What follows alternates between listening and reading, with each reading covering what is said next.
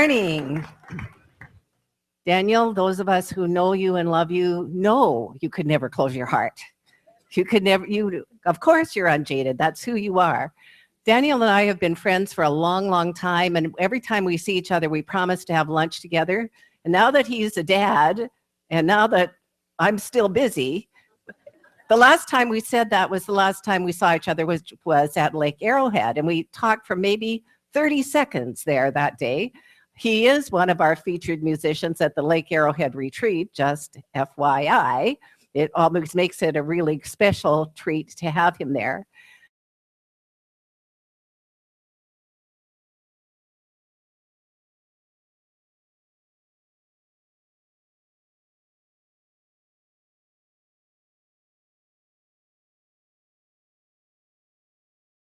Are going back to the basics, and back to the basics means back to the basics of our teaching, the science of mind. And many, many, many centers throughout the United States, Canada, and other countries are doing the same thing this morning. They're back to the basics. They're featuring the top titles of the first 3 chapters of the Science of Mind textbook. So, yay, yeah, so it's back to the basics. And today, the title is, of the very first chapter, The Thing Itself. The Thing Itself. I always thought Ernest was being very, very cheeky because, of course, he's talking about God. And he wrote it first in 1926. And that must have been caused quite a stir, that God, the divine presence, is now being referred to as the thing itself. But then I did some further digging after several years of telling that story and realized that in philosophy, the thing is how philosophers refer to that unnameable first cause of all creation. So he was way ahead of his time. He talks about in this first chapter of dreaming of a day when science and religion will walk hand in hand. We're there. We're at that day right here, right now. And this year marks the 130th anniversary of Ernest. So he would have been 130 years old on January 21st, which is just the day after my birthday, in which I will be 70 years old. So we share so much in common. Ernest Holmes was not an educated man in terms of going to universities or schools. He was self-educated, and he was a voracious reader. And he did something that I think is so important for all of us. He asked questions. He didn't take anything just as stated. He was curious. His brothers called him the question mark. He always wanted to know why, and he had a big family of brothers. So the thing itself. Let's get back to the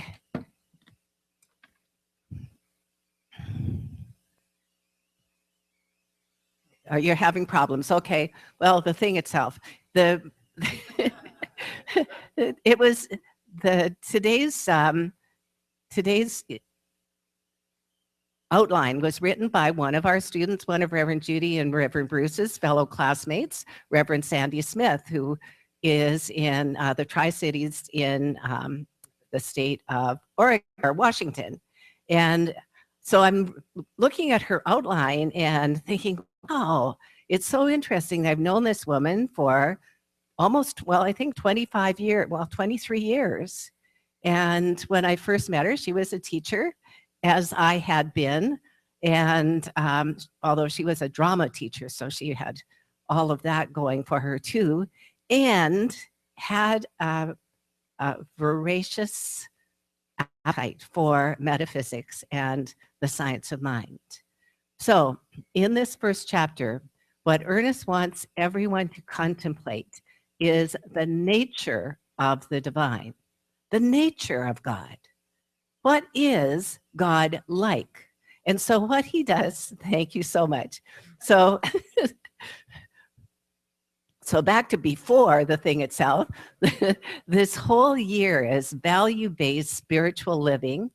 And today's talk is on the thing itself. This being, this entity that I brought a picture of is a god I had never heard of before, but I liked the picture. And most of us have done that. We've anthropomorphized God, the deity. We've made it a person. And Ernest is clear in this chapter. He says, it is never a person, although it may appear to be. It may appear to be a person. It's personal, but not a person. And so one of the things he does is he stretches us to think in broader terms of this presence and its power. He says the study of the science of mind is the study of first cause. Now notice the capitals. First cause, spirit, mind, that invisible essence out of which everything comes, the power back of all creation, the thing itself. First cause, spirit, mind, power are all synonyms for that thing. First cause, spirit, mind, and power are all synonyms, as is love, beauty, wholeness, vitality, prosperity.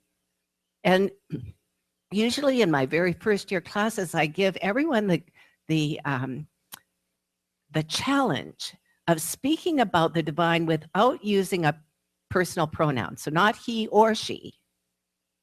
Don't use a personal pronoun at all. Make yourself say a word that means the divine. So what is that for you? Today is our Bring a Friend to Church Sunday. We're joining all of Centers for Spiritual Living to do this. How many of you brought friends? Okay, so let's acknowledge the people who brought friends. Can you stand up? The person who brought the friend, can you stand up so I can see? Oh, fantastic. Good, good, good, good. And thank you, friends, for coming along. You've come on a very, very good day. And sometime today, make sure you get a picture taken with each other so that we can show Centers for Spiritual Living that we actually participated in this activity that everyone's doing. Every center was invited to do this. So that means if our center expanded by 10 or 12 people, every center, can you imagine what a good wave of well-being this is?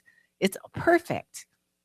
Okay, so this is just something in which I can see the presence of God, the beauty of God. So this thing itself that is limitless isn't distance. It's distant from you. It's right where you are. That's an amazing thing. It's right where you are right now. It's in you. It's operating through you because it is both presence, which is love, but it is also the impeccable law. So let me just talk about principles and laws for a second. When we talk about principle here, we're talking about the way something works. We're not talking about ethics, although the principle itself is always within an ethical point of view. We're talking about something that works. So, for instance, Ernest Holmes was very taken with the atomic clock, which was the greatest clock that had ever been invented in the 50s. I think it was something like, anyway, somewhere in the 50s it was invented, and it kept time to the 30 millionth of a second. Now just imagine how great that is. 30 millionth of a second. And he said that's the greatest clock that's ever could possibly be invented. No, there's a new clock invented that's accurate to the 30 billionth of a second, 30 billionth of a second. Now, that's not going to make much difference for most of us. We'll still be late for service. We'll still be early for the good things in our lives, whatever it is, whatever our habits are, we'll continue. But it's amazing to me that this is possible. And what I was reading about is that it will assist GPS in even being more exact. So when we're being guided somewhere, it will assist laser surgeries to be even more exact, and the use of lasers in various forms. So it is something that has always existed, but the principle was just recently discovered. It has always existed, and that's what we're talking about, principle. It's something that has always been operating that way, but it was now discovered. Well, in Ernest's day, the whole idea of psychology, and particularly sacred psychology, was brand new. What we think about comes about. So our principle is very simple. It is done unto you as you believe. Jesus, the master teacher, first said it. It is done unto you as you believe. And it isn't like one thought here or one thought there. The sum total of your consciousness will be what you bring about. So now, mind, the thing, spirit, causation is beyond, and yet not beyond our grasp. Beyond, in that it is so big within it, in that wherever we grasp at it, we are it to the extent that we grasp it. But since it is infinite, we can never encompass it. Now, what does that mean, really? Well, it simply means that we're always growing into our awareness of the divine. We're growing our awareness of what this thing is. We're growing. Each one here isn't the same person that you were a year ago or 10 years ago. You're different. And if you've been studying this, not only are you different, but you're better. You're more capable, more powerful, more filled with confidence and life and greatness. So in the Science of Mind magazine, because the magazine is this year, for the first time ever, is doing the same themes as we are all doing, which is just great. So the Science of Mind magazine, David Alexander, one of my dear friends, writes a short essay after Ernest's essay in the Science of Mind magazine.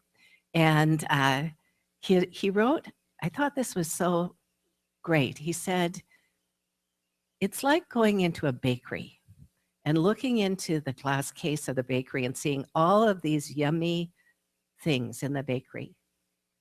They're on these glass shelves. They all look delicious. And basically, they're made of the same thing. That's the science of mind. We're all made of the same thing, but we're all different, unique, because each one of us has different ideas, thoughts, desires, things that we want, things that we're grateful for, that make us us. So you could think of it, well, if life is like this bakery, and each one of us is a baker, the master chef is God. The master. The one that has every idea, has all the ingredients, that, and is in and through and as each one of us. So, mind, the thing, spirit, causation is beyond and yet not beyond our grasp, beyond in that it's so big, within in that wherever we grasp at it, we are it to the extent that we grasp it. So if you take my metaphor and think, okay, I'm a baker. What is it my life what in my life would I like to be demonstrating? I look out and I know some of you, and I know that some of you are having issues right now, there's sadness going on and there's challenges going on. And I see others who've come back from great vacations like I did. And so we're this whole array of feelings and thoughts. Not one of us is alike. And that's the greatest thing possible. But we look out and see our oneness in that each one of us is a spiritual being having a spiritual experience. So we shall never encompass God, and yet we shall always be in and of God. And if you can see this visual, it's one of those infinity pools. And you see, and I thought, what a brilliant photograph, because you see the infinity flowing out into the larger body of water, but you also see the trees reflected in that still water. And in fact, we are that reflection. We are that reflection. My sisters, I posted on Facebook, my sisters and I were going to have a different kind of vacation this Christmas. We went to Cancun. And as soon as I had posted that, my niece posted because she went with us. So my sisters and my niece and I went to Cancun and to Cozumel. And it was an absolutely delightful time. Cozumel is a small island. It has wonderful, wonderful snorkeling, which we didn't get to do because they'd already done it in Cancun. But it has fantastic beaches. It has white sand, and the Caribbean there is the most amazing color of blue. I highly recommend if you are of that mind to explore it. We were able to do it because Leila Clark wasn't with us anymore, and she gifted us with some money that allowed us to do it. That's our mom. So, and spiritual living looks different to each one. Reverend Judy was telling us in Wednesday's Wisdom the other day that there are 68 different spiritual practices. Now, I usually talk about 2, and which 2 are they? Meditation and prayer. Thank you, Kathy Story. Yes, they are. Meditation and prayer. And any of you who read the Science of Mind magazine know that Mark Nepo, and we did a whole year on Mark Nepo's wonderful book, and he wrote about,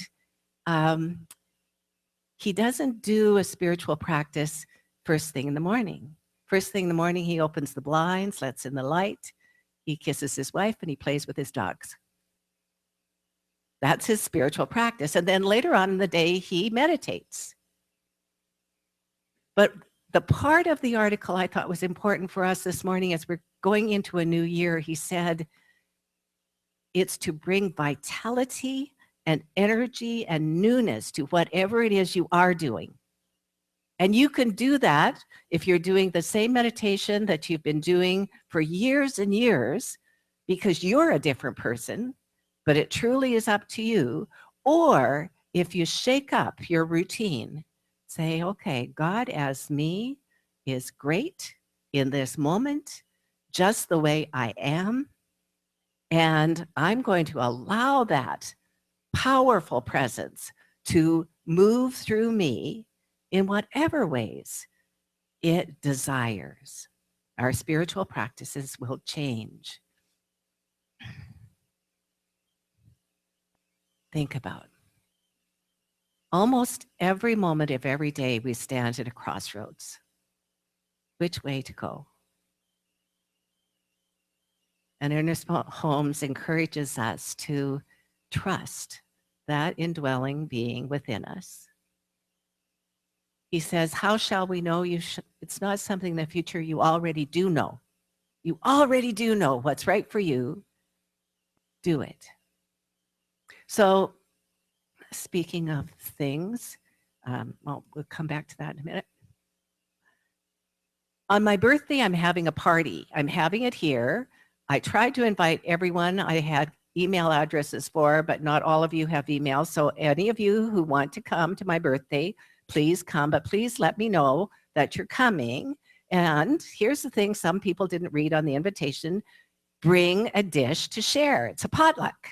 I'll bring some things, or I'll bring some things, and I'll have things like that. And here's something that I didn't put in the invitation, but I thought of it after. If you're a musician and you're coming, just bring yourself and your instrument and be prepared to share. That would be so good. Wouldn't that be good? I think that'd be great. Okay, so I'm doing it differently this year. I'm not fond of saying my age, but since I'm exactly the same as whatever Ernest would be, I guess I'll have to get over it, because we're always going to say what Ernest would have been. Okay, as you awaken to the magnificence within you, know that your thoughts and feelings are creating your reality. Reverend Bruce did a brilliant talk on Wednesday's Wisdom, and one of the things he said about this is we don't remember all of our thoughts. In fact, the thoughts that are driving us, that become our habits, are pre-verbal. They're before we knew what we knew, before we could articulate it. We made lots of decisions, but they are creating our reality, and we can change that reality. We change that reality by changing our mind. When we change our mind, we change our life. Okay. So we do not create the laws and principles, but discover them. Those of you who are students of the science of mind know that this is the teaching symbol. And it simply says what happens is spirit moves through subconscious mind and it becomes form. We'll talk more about that. It is the way it is. So I want you to just think a moment.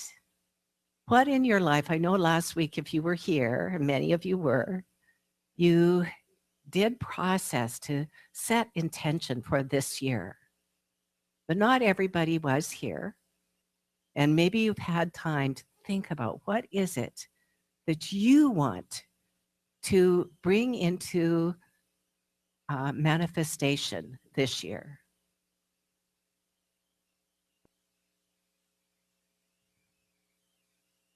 What is it that you want?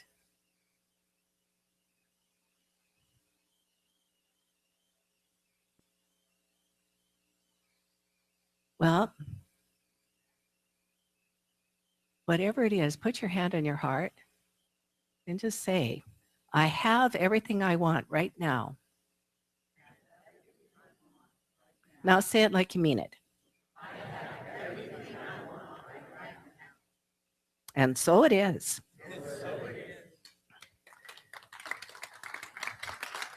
Thank you. Thank you.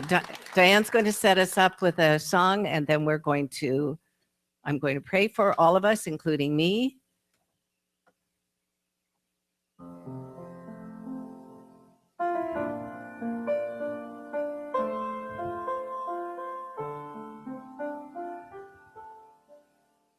Open wide my heart.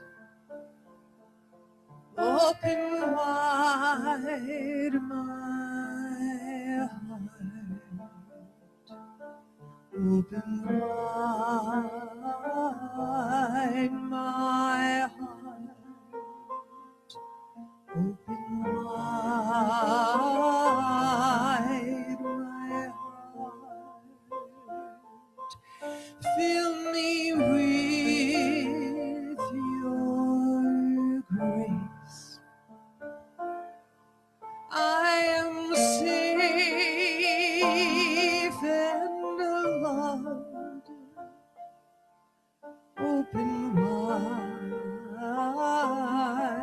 my heart. I am one with all I am. Open wide my heart. Open wide my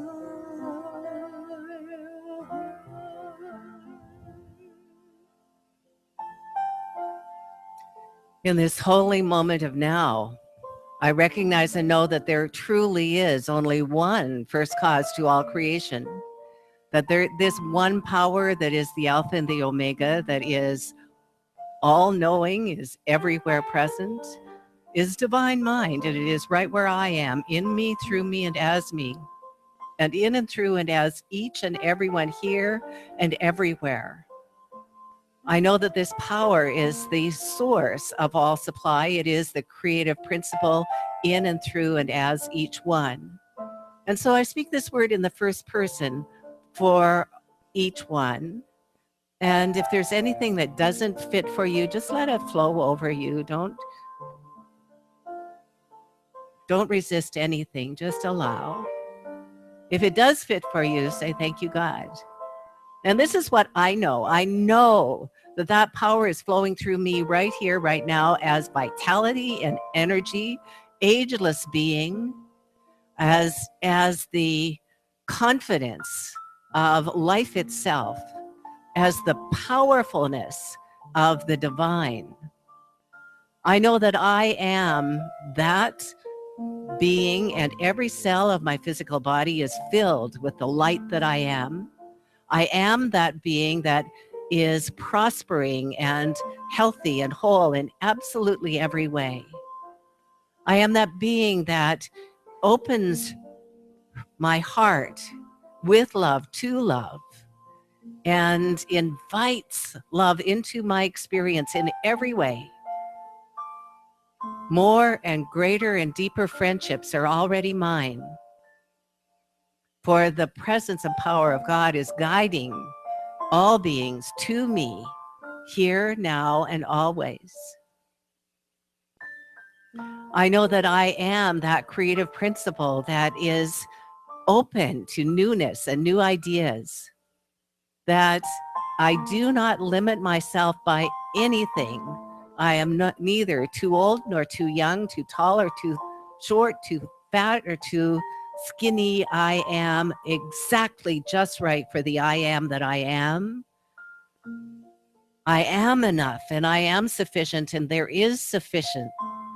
And not only sufficient, there's abundance, pressed down, multiplied, and spilling over in every area of my life. What I know is good and very good. What I know is my heart truly is unjaded. I am open to that divine life that is God's life. I am living that life right here and right now. I declare health and prosperity, energy, aliveness, beauty, wholeness, power, and peace. I declare comfort that for any sadness, I declare God's presence, lifting each one up. I'm very grateful that this is so. I simply place this word in law. I know it's complete. And please help me anchor it by saying with me, and so it is. Thank you so much, Reverend Heather. And now please welcome back